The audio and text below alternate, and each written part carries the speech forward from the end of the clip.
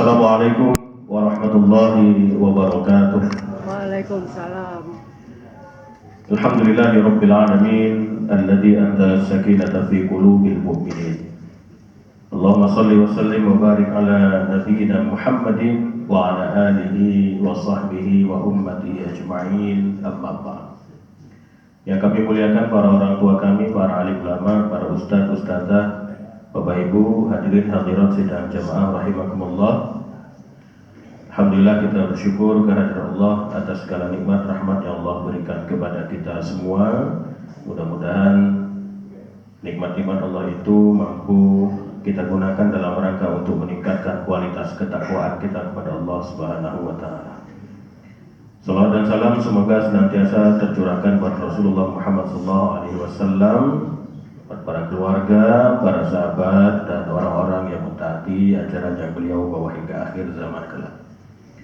Ibu bapak yang kami muliakan, kami mau memberikan penawaran terlebih dahulu. Tidak sulit, cuma dua pilihan. Ini mau ringkas apa ringkas sekali? Sekali. Mau cepat apa cepat sekali? Sekali ya. Yeah. Ini tema secara umum pada malam hari ini yang ingin kami sampaikan terkait dengan sanksi dan siksa ataupun azab bagi yang meninggalkan puasa dengan sengaja. Kami membacakan hadis saja, di antara banyak hadisnya, tapi di antaranya yang kami sampaikan mungkin sekitar dua. Pertama kami bacakan begini dari Abu Hurairah. Man aftara yawman min ramadana min ghairi illatin wala maradin lam yaqdihi siyamud dahri wa ansama. Jadi siapa yang membatalkan puasa satu hari saja, berarti artinya yang tidak melakukan puasa satu hari tanpa adanya illah, alasan, atau juga bukan karena sakit, alasan di sini karena ada uzur syar'i. Itu kan banyak nanti uzur syar'inya itu. Maka dia tidak dapat mengganti puasanya itu dengan puasa terus-menerus. Meskipun dia mampu melakukannya. Jadi meskipun dia melakukan puasa terus-menerus sebagai bentuk mungkin rasa tak penyesalan dan lain sebagainya itu tidak mampu mengganti satu puasa yang dia tinggalkan di bulan Ramadan dengan sengaja tanpa ada uzur syar'i. Nah ini kan ancaman yang luar biasa sebetulnya. Artinya orang yang meninggalkan satu hari saja maka sudah susah itu untuk diterima puasanya itu.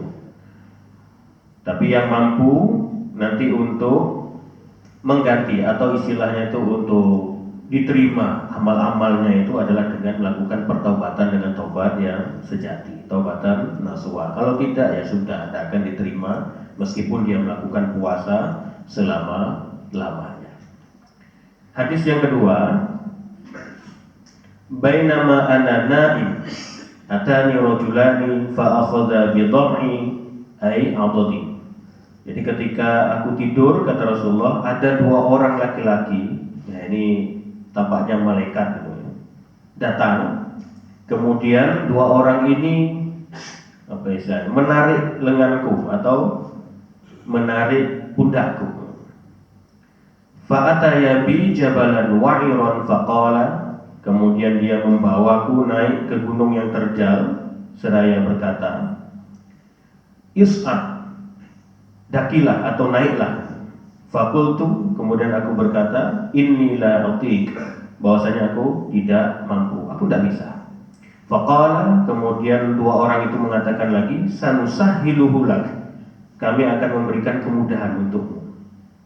Fasa'adtu hatta idza kuntu fi sawadil jabal, kemudian aku naik sampailah aku pada kegelapan gunung.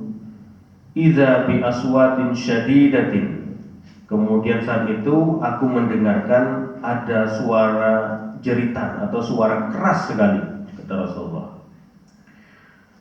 Kemudian ma hadhil aswat, apa suara ini, kata Rasulullah. Qal, kemudian mereka itu berkata, hadza awa'u ahlin nar, ini adalah suara jeritan dari para penghuni neraka.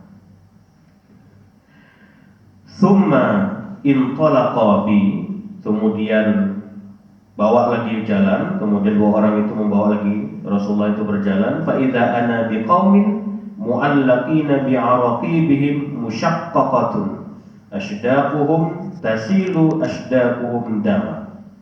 Kemudian setelah dibawa jalan-jalan itu, ternyata Rasulullah itu mendapati ada orang-orang yang bergantungan pada urat besar di atas tumit mereka, mulut mereka itu robek, dan dari robekan itu atau dari mulut mereka itu mengalirkan darah.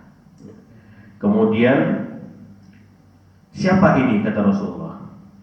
Kemudian mereka menjawab, alladzina yuftiruna qabla tahillata shaumihim, ay qabla waqtil iftar, yaitu mereka yang berbuka sebelum waktu berbuka. Nah, ini dalam makna lain adalah mereka orang-orang yang memang tidak berpuasa dengan sengaja. Ya, belum waktunya mereka berbuka, tetapi sudah berbuka terlebih dahulu. Bapak Ibu hadirin hadirat yang kami muliakan, nah ini diantara beberapa ancaman dan sanksi serta azab yang akan ditimpakan kepada mereka orang-orang yang dengan sengaja meninggalkan puasa di bulan Ramadan. Tetapi kadang-kadang sanksi yang begitu itu tidak buat orang takut, Bapak. Jadi kalau kita lihat itu jalan-jalan itu, kapan hari saya cuma melewati di salah satu tempat itu, saya tahu betul bahwasanya orang itu ya Muslim gitu, tetapi kemudian dia keluar dengan entengnya membuat bau rokok dan bau kopi dan seterusnya itu. Posisi kondisi lagi sehat. Nah, terkadang hal-hal yang sedemikian rupa itu diantara yang diuji adalah keimanan kita kepada Allah Subhanahu wa Ta'ala. Makanya perintah berpuasa itu kan ya ayyuhalladzina amanu, untuk orang-orang yang beriman, untuk membuktikan keimanannya itu. Maka orang-orang yang tidak berpuasa itu berarti ada problem dengan keimanan mereka. Dan di antara bentuk keimanan itu adalah memang kita mempercayai sesuatu yang memang dalam tanda petik gitu. Entah itu pahala, entah itu azab yang memang gaib, yang memang tidak nampak, yang Allah belum tampakkan saat ini di dunia ini. Saya membayangkan kalau seandainya bagi setiap orang yang berpuasa itu akan diberikan duit 100.000 misalnya gitu. Wah, itu saya yakin itu akan penuh antrian orang mengambil duit 100.000 bagi yang berpuasa itu. Atau mungkin ini, siapa yang tarawih malam ini di masjid dapat uang 50.000 saja. Bagi setiap orang yang berjamaah tarawih, maka saya yakin ini masjid ini akan membludak mungkin sampai ke jalan raya situ. Nah, orang-orang ini kadang atau kita ini juga kadang masih terikat pada hal-hal yang sifatnya material, yang tampak, tetapi sebetulnya ada jiwa atau hal-hal lain, dimensi keimanan yang sebetulnya harus kita pupuk, yang harus kita kuatkan, karena ini sebetulnya di antara ujian yang Allah berikan kepada kita. Pahala, dosa atau siksa itu tidak Allah tampakkan sekarang, dan ini menjadi ujian bagi kita, dan mudah-mudahan kita semuanya mampu menjalani ujian ini dengan baik, dan kita punya keyakinan yang kuat akan adanya pahala yang dosa sedemikian rupa, dan kita mendapatkan pahala yang berlipat ganda dari Allah Subhanahu wa Ta'ala. Kiranya itu yang kami sampaikan, sudah mendekati 10 menit waktu yang diberikan. Terima kasih, mohon maaf jika ada yang kurang tepat dalam penyampaian. Billahi taufiq wal hidayah. Wassalamualaikum warahmatullahi wabarakatuh.